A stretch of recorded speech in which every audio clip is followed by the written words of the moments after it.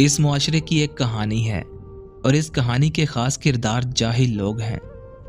यहाँ आंखों का दर्द कोई नहीं पड़ता, यहाँ चेहरों से छलकती अजियत नहीं देखी जाती, यहाँ जुबानें जहर उगलती हैं, यहाँ जीने वालों को हजार लफ्जों के कोड़े मारे जाते हैं और मुर्दों की कब्रों पे ताज़ा फूल चढ़ाए जाते हैं। यहाँ शराफत को बुज़दिली और हरदर्मी को बहादुरी का नाम दिया जाता है। अस्सलाम वालेकुम दोस्तों, मेरा नाम है ताज़ीम और आप देख रहे हैं ताज़ीम हांस यूट्यूब चैनल। तो आइए चलते हैं आज की कहानी की तरफ। सितंबर की धूप बरामदे में छन करके गिर रही थी। कमरे का दरवाज़ा खुला था और अंदर सामने की चारपाई पर एक औरत लेटी नजर आती थी। घर की मालकिन लगती थी। पैरों की जानब एक लड़की आंखों पे नजर का मोटा चश्मा लगाए पैर दबाती नजर आती थी। एक लड़की जिसका दिल बहुत खूबसूरत था, जिसकी जुबान मीठी थी, जो सारा घर संभाल लेती थी, माँ की खिदमत करती थी, नमाजें भी पढ़ती थी, जिसका किरदार बहुत पाक था। मगर इस मुआशरे में उस लड़की के हजार नाम थे जिनसे वो हर रोज पुकारी जाती थी, हर रोज नित नई अजियत से गुजरती थी। मगर इन्हीं नामों के साथ वो जी भी रही थी और जीना ही पड़ता है। एक नाम उसे पैदा होते ही मिला था, नूर बानो।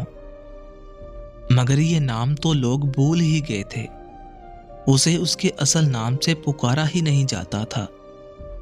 बचपन में दोस्ती करते वक्त लोग उस पे खूब हंसते, फिर हंसी मजाक में दोस्ती भी कर लेते, तरस खाकर। मगर शर्त ये थी कि उसकी इज्जत नहीं की जाएगी, उसके नाम से कभी उसे नहीं पुकारा जाएगा। हर बात पे मोटी कहकर पुकारा जाता। काली उसका दूसरा नाम था। चलो बचपन में अगर बच्चे मजाक उड़ाते भी थे तो वो बच्चे थे, बचपन गुजर गया। मगर इस मुआशरे के मुअज़्ज़िज़ लोग कब इस बात को समझेंगे? हाय, एक तो मोटी, ऊपर से काली। बेटा, हजार तरह की क्रीमें आती हैं आजकल मार्केट में, कोई इस्तेमाल कर लो। लड़कियों पे साफ रंग ही अच्छा लगता है। कद कितना छोटा है तुम्हारा, किसी डॉक्टर से मशवरा करो। लड़कियां तो ऊंची, लंबी और पतली ही खूबसूरत लगती हैं। उस लड़की की सिर्फ एक ही गलती थी, हर बात पे सर झुका देना। जैसे हाँ सारा कसूर मेरा ही है कि मैं मोटी हूं, मैं काली हूं, मेरी नजर पे मोटा चश्मा है और मेरी नाक भी लंबी नहीं है। वो कैसे समझाती लोगों को कि अल्लाह ने उसकी चमड़ी को काला रंग चढ़ाया है। वो कैसे ये कालक उतारे, वो कैसे अपनी चमड़ी खींच निकाले। इस कालक के नीचे उसके किरदार की सफेदी को कोई नहीं देखता था। शायद रूह की पकीज़गी कोई नहीं देख पाता। हाँ, मगर अल्लाह देखता है। वो कैसे लोगों को बताती कि उसकी हड्डियों को अल्लाह ने इतना ही ऊंचा किया था जितना वो करना चाहता था। अल्लाह चाहता तो जरा और ऊंचा बना देता, मगर वो चाहता तो उसने नहीं चाहा। अगर उसने नहीं चाहा तो मैं क्यों अल्लाह की बनावट पर शिकवा करती? मगर ये लोग, ये मुआशरा कुछ नहीं जानता। ऐसा नहीं था कि ये मुआशरा ऐसे लोगों को जीने नहीं देता, बल्कि ये लोग इस मुआशरे के आगे खुद ही घुटने टेक देते हैं।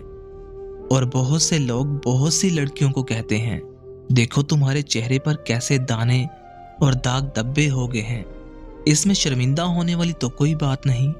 उनको बोलो, हाँ हमारे तो बस चेहरे पर हैं, किरदार पर तो नहीं है, सोच पर तो नहीं है। हमारे दाने तो चंद रोज की देखभाल से ठीक हो जाएंगे, मगर आपकी सोच कभी ठीक नहीं होगी। आपको भी अपने अंदर कुछ ठीक करने की जरूरत है। हर इंसान जो बोलता है वो गलत हो सकता है, वो तकलीफ भी देता है, मगर जानते हैं असल तकलीफ कौन देता है? कौन आपका जहनी सुकून बर्बाद करता है? वो है आप खुद। और वो कैसे? क्योंकि दिल तो हमारा लोग दुखाते हैं। नहीं नहीं, ऐसा नहीं है। लोग आपका दिल नहीं दुखाते, लोग सिर्फ बताते हैं کہ یہ میری سوچ ہے۔ بعض دفعہ ان کے الفاظ ان کے اپنے لیے بھی اتنے اہم نہیں ہوتے جتنا آپ ان کے الفاظوں کو اہمیت دے دیتے ہیں۔ اب اس معاشرے نے مل کر نور بانو کو اتنی ذہنی اذیت میں ڈالا کہ اس کا سکون کھونے لگا۔ نکاح کرنا سنت ہے، اس پر بہت اجر ملتا ہے، مگر اس معاشرے نے شادی کو کامیابی کا نام دے دیا ہے، اور جس کی شادی نہیں ہو پا رہی وہ اس معاشرے کا ناکام ترین شخص مانا جاتا ہے۔ آپ کو کیا لگتا ہے جتنے نام اس معاشرے نے نور بانو کو دیے تھے، اس کے بعد کسی میں اتنی ہمت تھی کہ اسے قبول کرے؟ اور نور بانو کی ماں بیچاری لوگوں کی باتوں سے تنگ آ کر اپنے بہن بھائیوں کے پاس گئی، ہاتھ جوڑے منتیں کی کہ میری بیٹی کا رشتہ لے لو۔ صاف انکار ملتا رہا، ہر کوئی اپنا آپ بچاتا رہا، جیسے وہ کوئی لڑکی نہیں بلکہ گلے کا پھندا تھا۔ کوئی مصیبت تھی اور رشتہ داروں میں تو ہرگز کوئی نہیں لینے والا تھا۔ اور پھر ایک عورت کہنے لگی، بیٹا ذرا وزن ہی ہلکا کر لو، ڈولی کا بوجھ کون اٹھائے گا؟ لوگوں کی روح نہیں کانپتی ایسے الفاظ بولتے ہوئے؟ ایک دن نور بانو نے اپنی امی سے کہا، امی کیا نور بانو اس زمین پر اتنا بڑا بوجھ ہے؟ کیا میں اتنی بدصورت ہوں؟ لڑکی پیر دباتے بولی، اور ماں نے آنکھیں کھول کر اسے دیکھا۔ میری نظروں سے دیکھ نور بانو، تو میری نظروں کا نور ہے، میرے دل کی ٹھنڈک ہے۔ آپ تو ماں ہے نا، ماں کو اولاد آنکھوں کا نور ہی لگتی ہے۔ مگر میں خوبصورت لگنا چاہتی ہوں، میں چاہتی ہوں کہ میں ویسی بن جاؤں جیسا یہ معاشرہ ایک عورت کو دیکھنا چاہتا ہے۔ میں چاہتی ہوں کہ آپ میرے لیے کریمیں لائیں، مجھے یہ کالک اتارنی ہے، اور مجھے ایک ایسی مشین بھی چاہیے جو وزن کم کرے۔ مجھے وہ سب کرنا ہے جو یہ معاشرہ کہتا ہے۔ الفاظ اس کے گلے میں اٹکنے لگے، آنسو اس کے گالوں پر بہنے لگے۔ اماں نے کہا، نور بانو میری بچی، لوگ جو کہتے ہیں ان کی مت سنو، تم جو ہو جیسی ہو ٹھیک ہو۔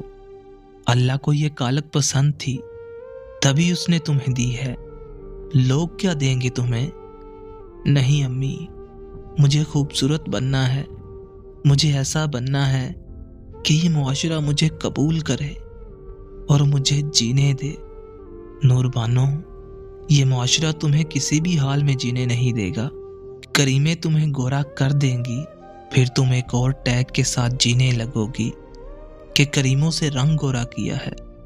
امی، کیا آپ کچھ پیسے لگا کر میری کمیاں پوری نہیں کرنا چاہتی؟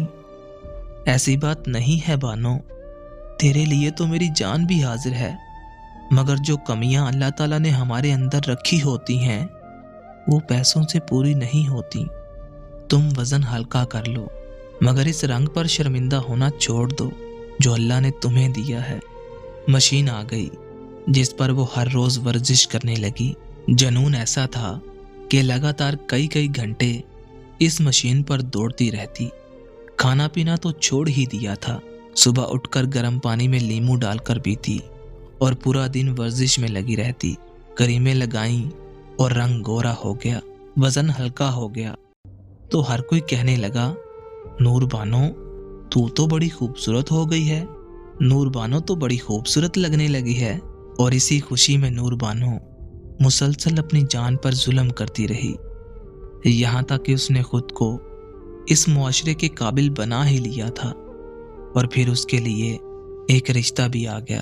مگر پھر اچانک وہ بیمار ہو گئی، اتنی شدید بیمار ہو گئی کہ جب ڈاکٹر کے پاس لے کر گئے تو ڈاکٹر نے کہا کہ اتنی زیادہ ورزش اور اپنی صحت کو برباد کرنے کی وجہ سے یہ اندر سے پوری طرح ٹوٹ پھوٹ گئی ہے۔ کھانا پینا چھوڑ کر اس نے اپنی جان پر بہت ظلم کیا ہے۔ کوئی ڈائٹ پلان تھا ہی نہیں، بس لوگوں کی باتیں تھیں جو اس کو مشین پر اندھا دھند بکاتی رہیں، اور وہیں اسی ہسپتال میں اسی وقت اس کی موت ہو گئی۔ ساری خوبصورتی وہیں کی وہیں دری رہ گئی۔ نور بانو کی موت کا سن کر لوگوں کے پاؤں تلے زمین نکل گئی۔ جوان تھی، अच्छी भली थी, मर कैसे गई अचानक? लोग हाय हाय करते। जब उनके घर पहुंचे तो नूर बानो की माँ ने दोनों दरवाजे बंद कर दिए और कहने लगी, ये मुआशिरा कातिल है मेरी बेटी का। मैं हरगिज इनको अपने घर में दाखिल नहीं होने दूंगी। उसने अपने बहन भाइयों से बाइकाट कर लिया था। शाम के वक्त अंधेरे में घर के सहन में एक चारपाई पड़ी थी जिस पर नूरबानो आंखें बंद करके लेटी हुई थी। आज उसका रंग भी खूबसूरत गोरा था, चमक रहा था। वो पतली भी हो गई थी, वो खूबसूरत भी लगने लगी थी। डोली का बोझ तो किसी ने नहीं उठाया, हाँ मगर मैयत का बोझ तो हल्का हो गया था।